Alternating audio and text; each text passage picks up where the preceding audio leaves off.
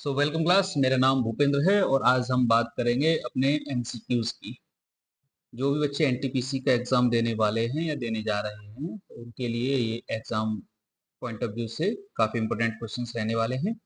साथ ही साथ अगर आप किसी वनडे एग्जाम की तैयारी कर रहे हैं तो ये वाले जो एमसीक्यूज हैं ये वनडे एग्जाम के पॉइंट ऑफ व्यू से ही बनाए गए हैं, चाहे आप एसएससी का एग्जाम दे रहे हो, एनटीपीसी का दे रहे हो या किसी और का दे रहे हो।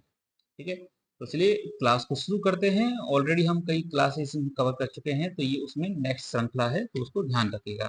ठीक है, चलिए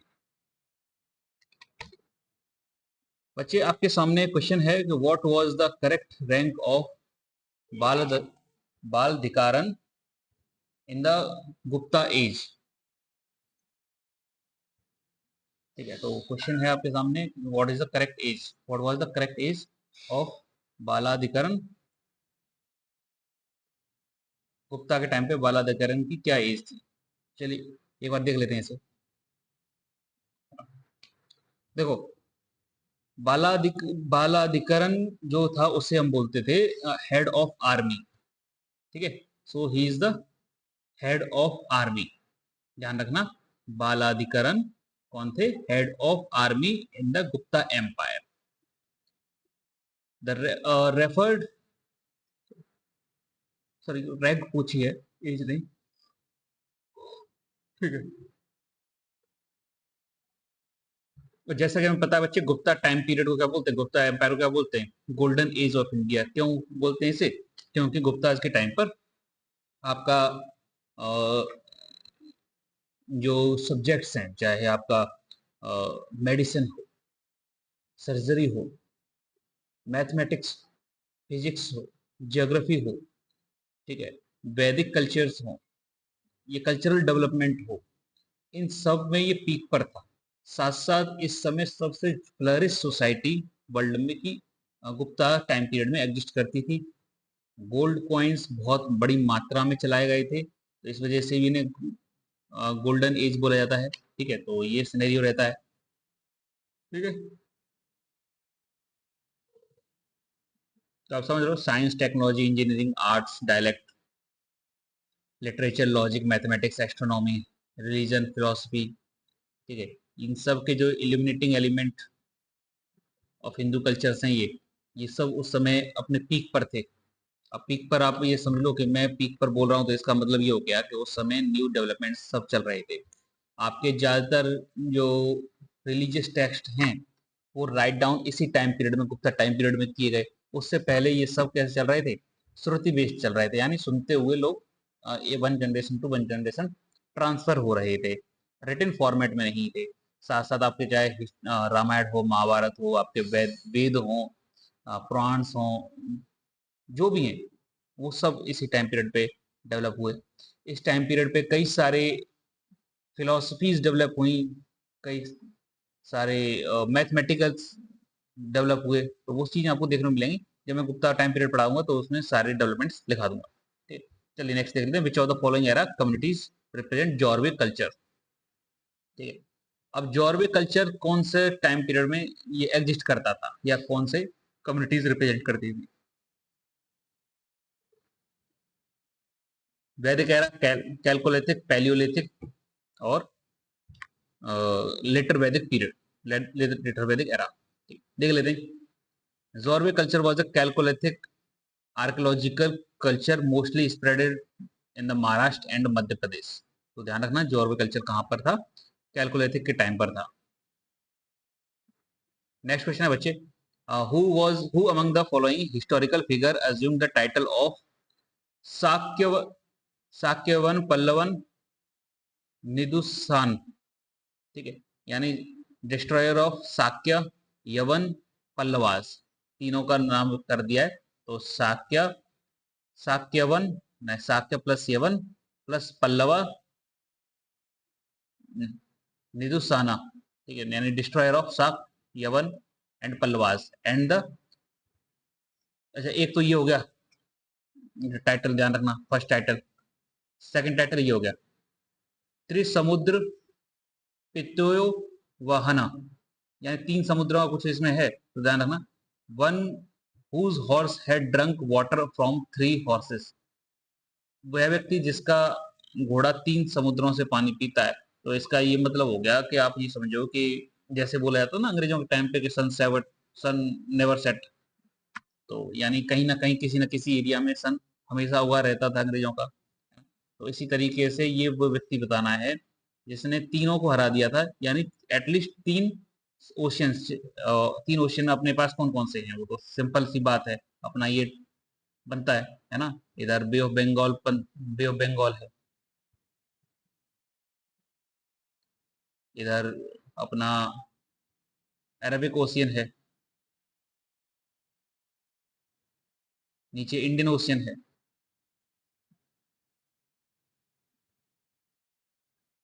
तो कोई ऐसा व्यक्ति रहा होगा जिसने इस एरिया पर कब्जा किया होगा, है ना? इस पूरे एरिया पर। तो वो जाएगा तो बे ऑफ बंगाल से भी पानी पी लेगा, नहीं इंडियन ओशियन से भी पानी पी लेगा और अरेबिक से भी पी लेगा। तो तीनों ओशियन से पानी पी रहा है। तो इस वजह से ये बोला गया है, ध्यान रखना, है ना? तो ठीक है, वो व्यक्ति बताना है आपने, सिंपल है।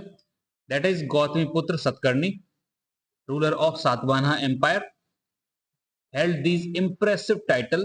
His reign marked an era of great imperial expansion, with his forces reaching 3 oceans and defeating several significant enemies. The title he assumed symbolized his powers and achievements. He systematically obliterated the Sakyas, Yavan, Pallavas, symbolized the titles, and this title denote the vast range of his conquest. तो simple सी बात है ना? तो ये चीज चीज समझ में आती है। That is Gautami Putra Satakarni.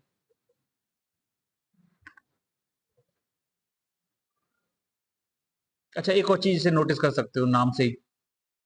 Usually क्या है कि नॉर्थ इंडिया में फादर के नेम को आगे रखा जाता है ना, फादर के नाम को आगे चला जाता है। वहीं पर अगर साउथ में आप कल्चर देखोगे तो वहां पर मदर नेम को ज्यादा प्रेफरेंस दी जाती है। ठीक है, तो जैसे अगर आप देखोगे तो शिवाजी के टाइम पे देखोगे तो शिवाजी अपने आप को हमेशा अपनी माँ के नाम से इंट्रोड्यूस करते थे, या और भी जो रूलर्स हैं जो साउथ के हैं वो अपनी माँ के नाम से खुद को इंट्रोड्यूस करते हैं। तो वैसे ही इन्होंने खुद को इंट्रोड्यूस किया है एज ए गौतमी पुत्र। गौतमी इनकी माता का नाम है, तो गौतमी पुत्र इनका असली नाम है सतकर्णी। ठीक है, तो पूरा टाइटल चलता है Gautami Putra Satakarni. During whose reign was the fourth Buddhist council held.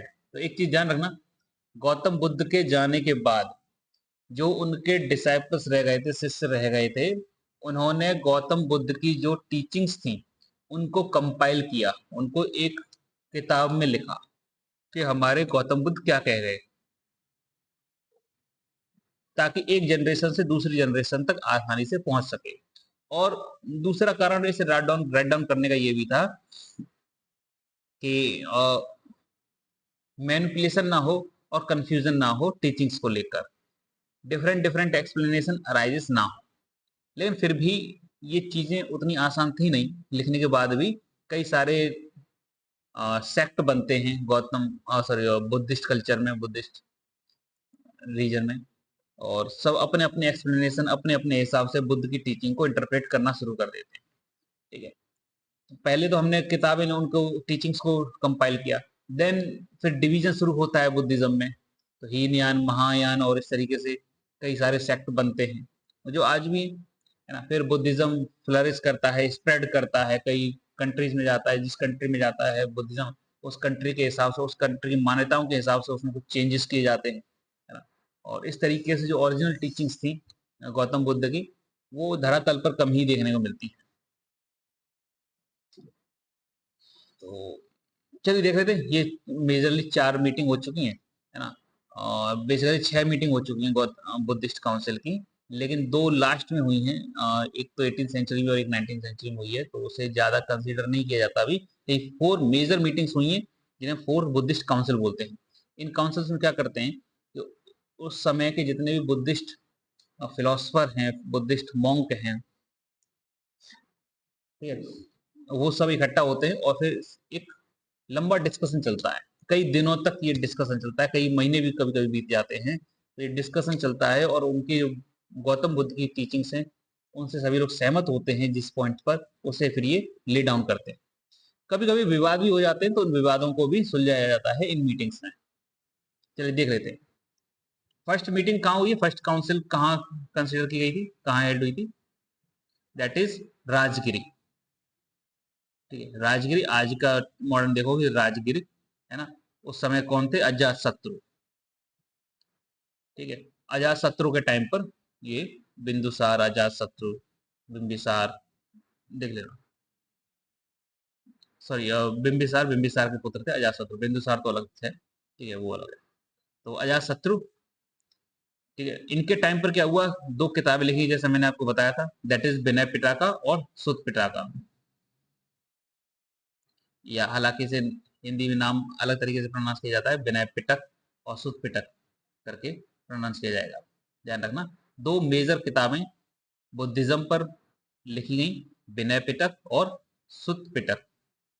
Second council होती है हमारी, वो होती है वैशाली में। ठीक है, कहाँ होती है? वैशाली में।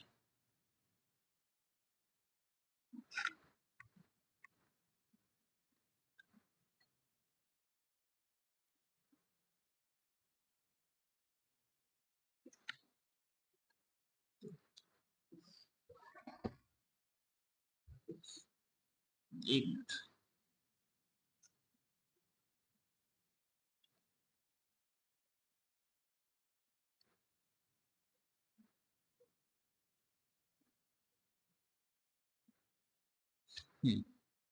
एक काम करो, इसमें हम टाइम पीरियड और लिख लेते हैं, कब कब हुई थी, है ना।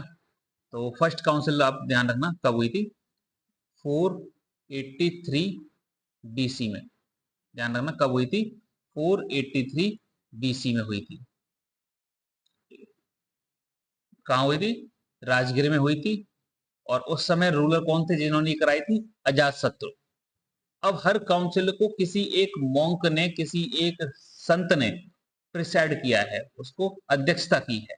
ठीक है, फर्स्ट वाली जो हमारी मीटिंग थी, इसको किसने प्रिसाइड किया था? That is Mahakashyap.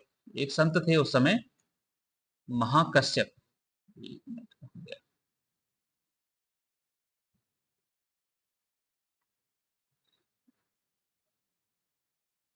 ठीक है, उस समय एक मॉन्क थे जिनके अध्यक्षता में मीटिंग हुई थी, ध्यान नाम याद रखना, कभी कभी पूछे जाते हैं, नहीं अक्सर पूछे जाते हैं बेसिकली। एक तो फर्स्ट काउंसिल कहाँ हुई थी, किसके टाइम पे हुई थी, और टाइम पीरियड याद रख लेना। क्या हुआ था? विनय पिटक और सुध पिटक लिखे गए थे। किसकी अध्यक्षता में हुई थी? तो महाकश्यप की अध्यक्षता में ये हुई थी।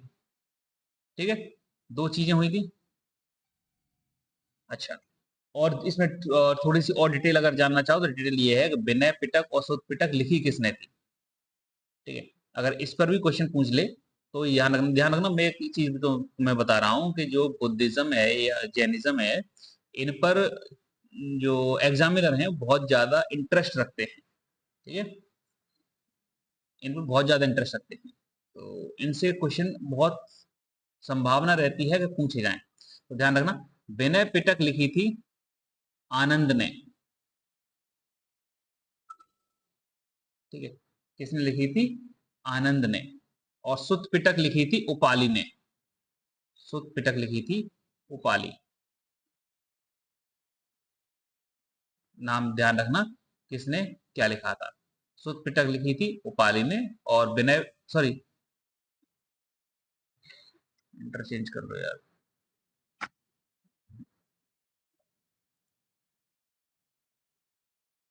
बच्चे थोड़ी सी मिस्टेक हो गई है, इसको थोड़ा सही कर लेते हैं, है ना।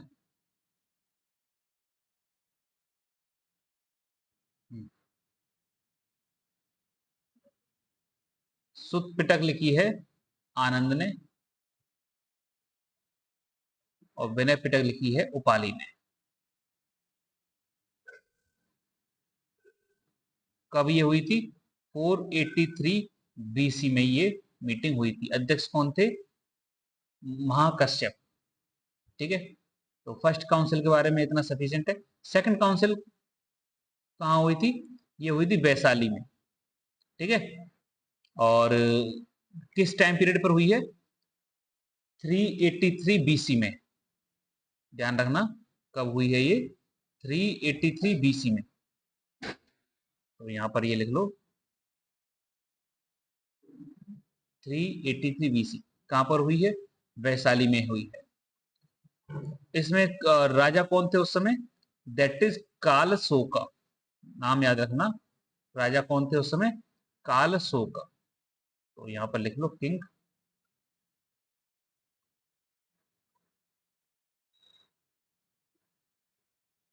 काल शोका, ये रहेंगे। ठीक है। काल शोका। इस काउंसिल को प्रिसाइड किसने किया था?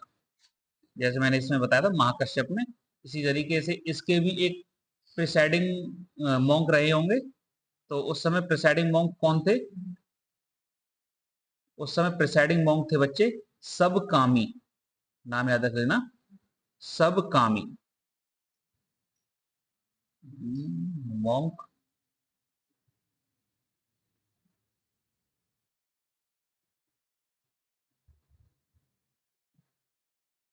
ठीक है, उस समय मॉन्क रहेंगे सब कामी। ठीक है। अब इसमें बच्चे था क्या? इसमें जो कॉन्फ्लिक्ट अराइज हो रहा था आपस में ही, एक संघ के बीच में ही, आपस में ही एक कॉन्फ्लिक्ट अराइज हो रहा था, सब डिवीजन की बात चल रही थी। ठीक है। लोग परेशान थे कि किस तरीके से संघ काम करेगा। ठीक है।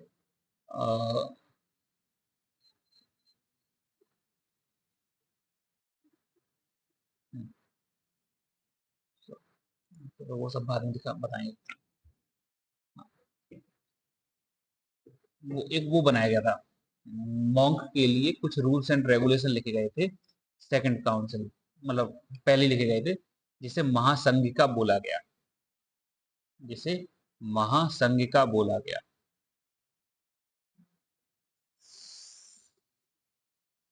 अब इस महासंघिका में मॉन्क्स के लिए बहुत हार्ड रूल बनाए गए, बहुत कठोर नियम बनाए गए, जो कि बाद में चल के सेकंड काउंसिल में इनको मना कर दिया गया कि सब ये हम नहीं मानेंगे, मोनेस्टिक जो रूल हैं ये बहुत हार्ड हैं, गौतम बुद्ध ने ऐसे कोई भी रूल नहीं बनाए थे, है ना, और इस तरीके के रूल्स एप्लीकेबल नहीं होने चाहिए। तो इसलिए ये सेकंड काउंसिल रखी गई, मतलब बेसिकली आप बोल सकते हो कि रूल्स एंड रेगुलेशन का अपडेशन था और डिस्प्यूट्स को रिजोल्व कराया था।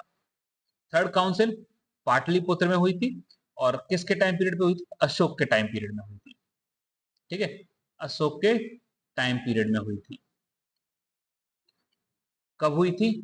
अशोक किस टाइम पर थे? अराउंड 250 बीसी के आसपास। ठीक है, 250 बीसी के आसपास इसकी मीटिंग हुई थी। तो ये ध्यान रख लेना, टाइम पीरियड जरूरी है, बहुत जरूरी है। ये सब बीसी में ही हुई हैं, बिफोर क्राइस्ट। ठीक है, सब 250 बीसी, ये 483 बीसी, 383 बीसी, 250 बीसी, और फोर्थ काउंसिल हुई है हमारी 72 एडी में। ये ध्यान रखना, एडी में हुई है। बाकी सब शुरुआत की 3 बीसी में हुई हैं, बाकी 3 एडी में हुई हैं। टोटल 6 बुद्धिस्ट काउंसिल अब तक हो चुकी हैं, उस बात का ध्यान रखना। ठीक है।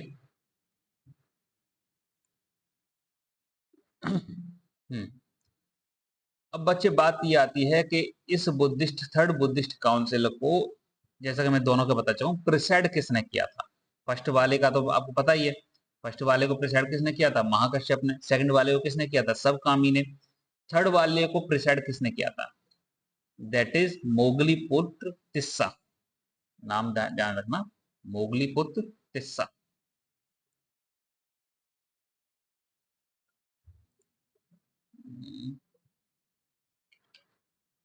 एक मिनट, थोड़ा सा इसे स्लाइड ऊपर कर देते हैं। हाँ,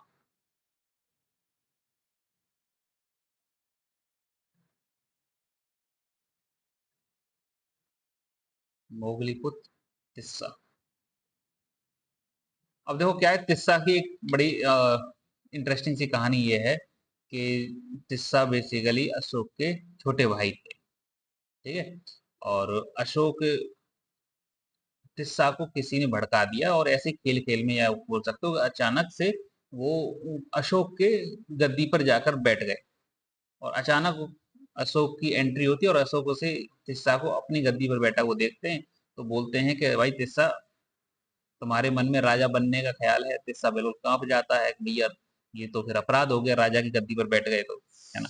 बदले में अशोक क्या बोलते हैं, अशोक बोलते हैं कि तुम जाओ और तुमको जो इच्छाएं हैं पहले इन इच्छाओं को खत्म करके आओ, है ना, और निकाल देते हैं, देश से निकाल देते हैं।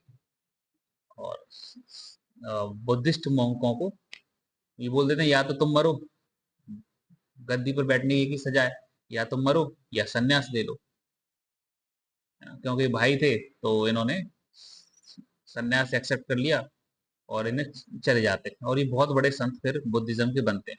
आगे चल के अशोक भी इनसे जाके शिक्षा लेते हैं, इनकी बातों का अनुसरण करते हैं। तो मोगली पुत्र तिस्सा, नाम ध्यान रखना, इन्होंने इस बुद्धिस्ट काउंसिल को हेड किया था, एड्रेस किया था। तो इसमें वही था, aim to address doctrinal disputes and establish orthodoxy. तो वही एक डिफरेंस था, डिफरेंस बिटवीन, कई सारे कल्ट इस्टेब्लिश हो चुके थे, कई स्प्रेड ऑफ बुद्धिज्म को लेकर बात करनी थी, ठीक है। और बुद्धिज्म के जो स्कूल्स है, बुद्धिज्म की टीचिंग्स हैं, उनको प्यूरिफाई किया था, है ना। तो बेसिकली उनके एजेंडाज हैं, जो चीजें हर बुद्धिस्ट काउंसिल में करते आए हैं, कि कुछ समय बाद परंपराएं शुरू हो जाती हैं। तो किसी भी कल्चर की एक बहुत कॉमन सी चीज है, कुछ समय बाद उसमें परंपराएं शुरू हो जाती हैं, और परंपराएं किसी के गलती से भी शुरू होती हैं, कोई बस ऐसे ही कर लेता है, कोई कुछ, मतलब उनके पीछे कोई खास इस्टेब्लिश लॉजिक नहीं होता, है ना। जिन पर होता है वो ठीक है, जिन पर नहीं है वो बस सिर्फ किए जा रहे हैं, और ये फिर मेन जो पॉइंट है किसी रिलीजन का, उससे डाइवर्ट कर देता है। तो ऐसे ही बुद्धिज्म में भी विद इन 200 ईयर्स कई सारे ऐसे डिस्प्यूट्स अराइज हुए, कई सारे ऐसे चीजें अराइज हुई जो कि ओरिजिनल बुद्धिस्ट की टीचिंग से मेल नहीं खाती थी। इनको समय समय पर प्यूरिफाई करना पड़ता था, डिक्लेयर करना पड़ता था कि that this is not the teaching of Buddha, इसको आप रिमूव करिए, है ना। तो वही थर्ड बुद्धिस्ट काउंसिल में भी हुआ, और अशोक जाने जाते हैं बुद्धिज्म को स्प्रेड करने के लिए in the Sri Lanka, south Asia में, ठीक है। इवन श्रीलंका में तो इन्होंने अपने एक बेटा और बेटी को भी भेजा था बुद्धिज्म को लेकर, ठीक है। एक ट्री भेजा था, वो पेड़ भेजा था, ठीक है, ताकि बुद्धिज्म को स्टेब्लिश किया जा सके। फोर्थ काउंसिल कश्मीर में होती है, रूलर कौन थे? कनिष्क। कुशन डायनेस्टी स्टेब्लिश हो चुकी थी, Kanishka was the great ruler of Kushan dynasty. Kushan dynasty को स्टेब्लिश किया था खुजला खड़फिस ने, ठीक है। देन आगे चल के रूल किया था कनिष्क ने। 72 एडी में ये बुद्धिस्ट काउंसिल स्टेब्लिश की जाती है, कंडक्ट की जाती है, जिसमें बुद्धिज्म डिवाइड हो जाता है हीनयान एंड महायान में। अब एक चीज समझना, from the very first council, पहली काउंसिल से ही आप एक चीज समझोगे कि कंफ्यूजन अराइज होती है, तो फिर उसे सॉर्ट आउट करने के लिए राइट डाउन करना पड़ता है, तो विनय पिटक और सुध पिटक कर लिखना पड़ता है। देन सेकंड में भी कई सारी डिस्प्यूट्स अराइज होते हैं, थर्ड में बहुत ज्यादा डिस्प्यूट्स होते हैं, फोर्थ में एटलीस्ट, फोर्थ में एट लास्ट बोल सकेंगे कि हमें बुद्धिज्म को डिवाइड करना पड़ता है हीनयान और महायान में, ठीक है। हीनयान और महायान में इसे डिवाइड करना पड़ता है, ठीक है।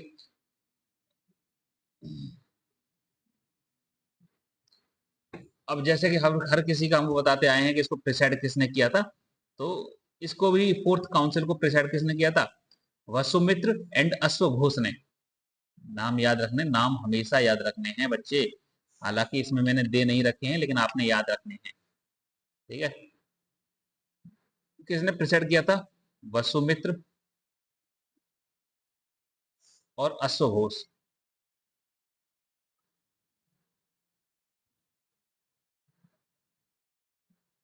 ठीक है। वसुमित्र और अश्वघोष, ठीक। तो दोनों के याद रखना, इन दोनों ने इसे प्रिसाइड किया था, और हीनयान और महायान में बुद्धिज्म का डाइवर्जन होता है। इसके बाद बच्चे फिफ्थ बुद्धिस्ट काउंसिल जो है हालांकि इसमें नहीं है, एक मिनट में ब्लैंक पेपर ले लेता हूँ, देन उस पर बात करते हैं।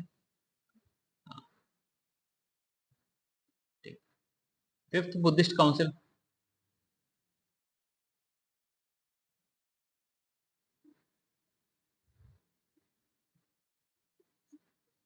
जैसा कि मैंने कहा था, फिफ्थ फिफ्थ बुद्धिस्ट काउंसिल हमारी 19th सेंचुरी में कंडक्ट की गई थी। एक्चुअली ये कंडक्ट की गई थी इन द ईयर 1871 में। कब की गई थी? 1871 में, यानी बहुत रिसेंटली बात है ये। ठीक है। अब ये कहाँ हुई थी? ये हुई थी बच्चे म्यांमार में। एक जगह है मंडलय, जो कि म्यांमार में आपको देखने मिलेगी। उस समय इसे बर्मा बोला जाता था। ठीक है, एक जगह है मंडलय, तो यहाँ पर आप प्लेस लिख लो, जगह। ठीक है, मंडलय, म्यांमार। ये उस समय बर्मा। ठीक है। और जैसा कि आपको पता है, म्यांमार में काफी बुद्धिज्म स्ट्रांग है ना? बुद्धिज्म काफी स्ट्रांग है। ठीक है, ये चीज आपको देखने को मिलेगी। इसको प्रिसाइड किसने किया था? मतलब कहने का मतलब ये है कि हर काउंसिल को कोई ना कोई प्रिसाइड कर रहा है, तो इसको भी प्रिसाइड किया गया होगा, जाहिर सी बात है। हाँ, किया गया था। उसका ना, उनके कई मतलब 3 लोग थे जिन्होंने इसको मिलकर प्रिसाइड किया था, दैट इज जगर विमंसा। नाम याद है ना?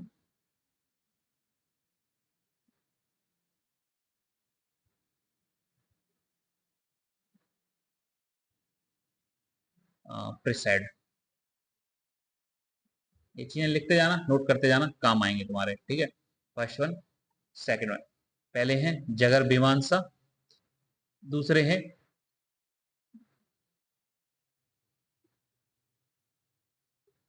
नरेंद्र बिंदजा।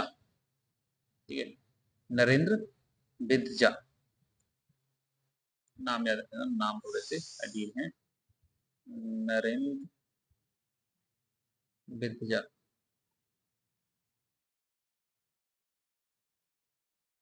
ठीक है, दैट इज नरेंद्र नरेंद्र बिंदजा।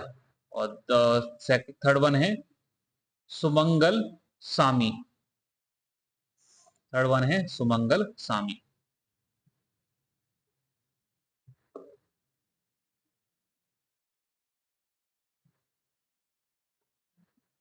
सुमंगल सामी। ठीक है, राइटिंग पर मत जाना, राइटिंग बिल्कुल मेरी तरह ही है, मेरी राइटिंग है ना, तो थोड़ा सा एडजस्ट कर लेना उस चीज को। ठीक है।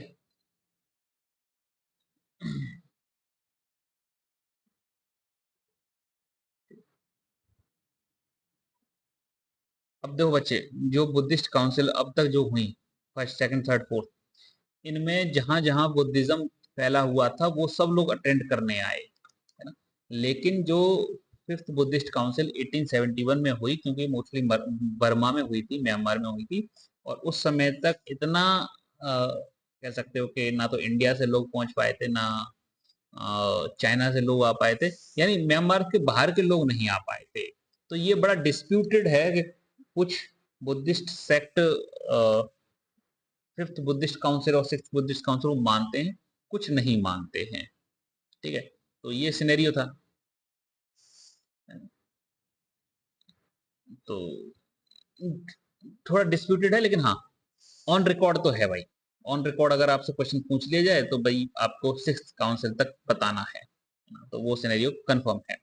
हाँ, तो उस समय बर्मा में कोई डेमोक्रेसी नहीं थी, तो उस समय राजा का राज चलता था। तो उस समय राजा थे मिंडन, सॉरी, उस समय किंग थे मिंडन। तो ध्यान रखना, किंग कौन थे? मिंडन। ठीक है, किंग थे उस समय मिंडन। अब एक चीज समझो बच्चे, इसमें इस फिफ्थ बुद्धिस्ट काउंसिल में कुछ बहुत मेजर बदलाव नहीं हुए। ठीक है, कुछ बहुत मेजर बदलाव नहीं हुए, क्योंकि ये म्यांमार से बाहर कुछ इम्पैक्ट था नहीं इसका, बाहर के लोग इसमें इम्पैक्ट में शामिल थे भी नहीं। ठीक है। हालांकि एजेंडा यही था कि बुद्धिस्ट का लर्निंग को प्यूरिफाई किया जाए और स्क्रूटनाइज किया जाए, ठीक है, ताकि जो इम्प्योरिटीज शामिल हो चुकी हैं ओवर द टाइम पीरियड उन्हें रिमूव किया जा सके। हर बुद्धिस्ट काउंसिल का पहले यही एजेंडा होता है, तो वही इसमें भी था। Then we have the sixth Buddhist council, ठीक है। सिक्स्थ बुद्धिस्ट काउंसिल ये भी म्यांमार में ही है ना। तो आप देख सकते हो sixth Buddhist council, sixth,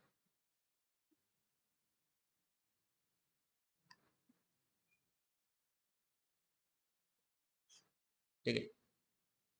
sixth Buddhist council कहां पर ये हुई है? रंगून एक जगह है, इस पर गाना भी है शायद बॉलीवुड में।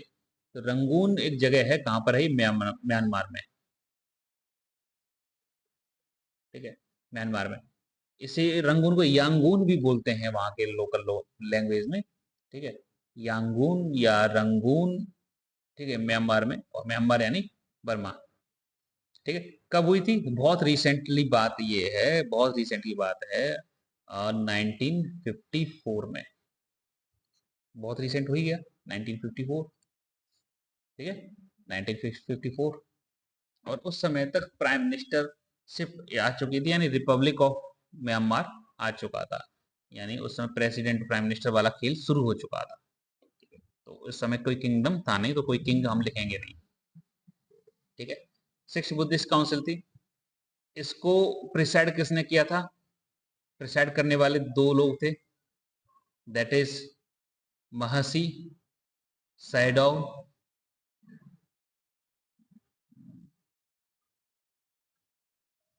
महर्षि सैडोव।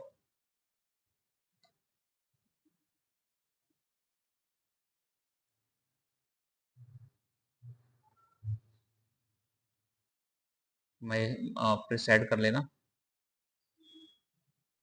और प्लीज। इतना टाइम हम इसलिए दे रहे हैं क्योंकि ये पूछे जाते हैं, थोड़ा सा इम्पोर्टेंट है। महास महासी, MAHASI, महासी सैदव। और दूसरे हैं, नाम तो इनका बहुत टफ है, ठीक है, लेकिन फिर भी लिख लो, भदांता।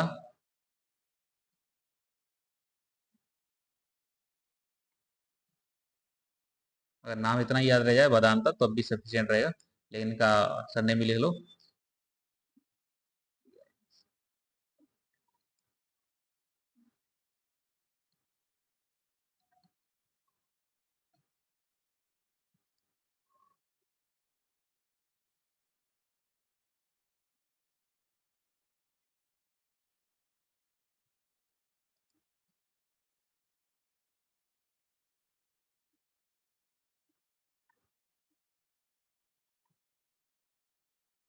ठीक है, तो ये दो लोग रहेंगे जिन्होंने प्रिसाइड किया था। एज यूजल अगेन, वर्मा के अलावा इसमें कुछ खास पार्टिसिपेंट आए नहीं थे, तो इसका भी कुछ खास आपको एजेंडा देखने को नहीं मिलेगा, इम्पैक्ट देखने को नहीं मिलेगा, ठीक है।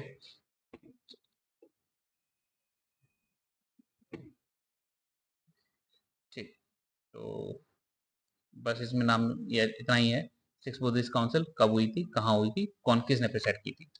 एजेंडा कुछ खास है नहीं, फिफ्थ काउंसिल कहाँ हुई थी, कौन प्रिसाइड किया था, किसके टाइम पीरियड में हुई थी, कब हुई थी, ठीक है। तो ये दो तीन चीजें रहेंगी। चलिए नेक्स्ट क्वेश्चन देख ले रहे हैं बच्चे।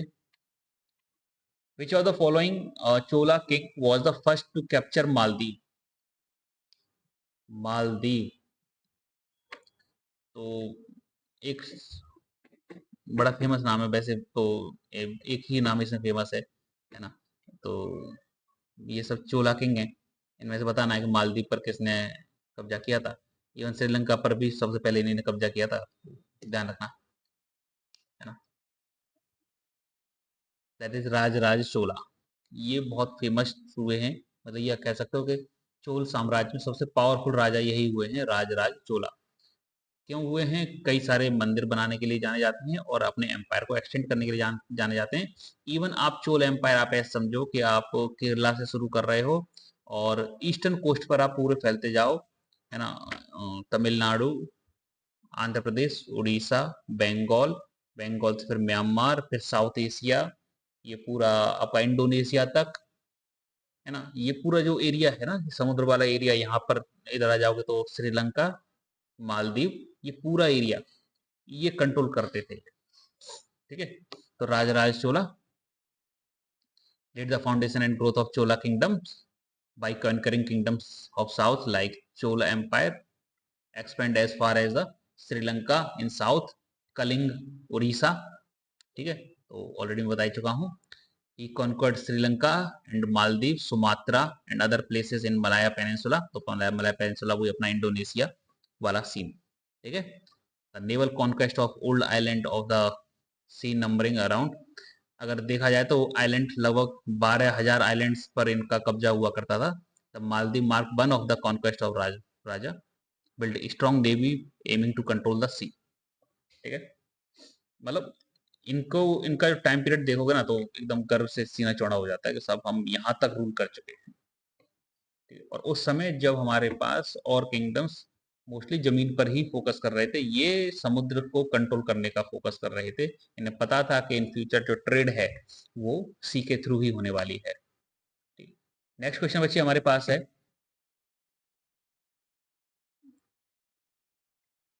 अच्छा नेक्स्ट क्वेश्चन चलो नेक्स्ट क्लास में करेंगे, टाइम काफी हो चुका है।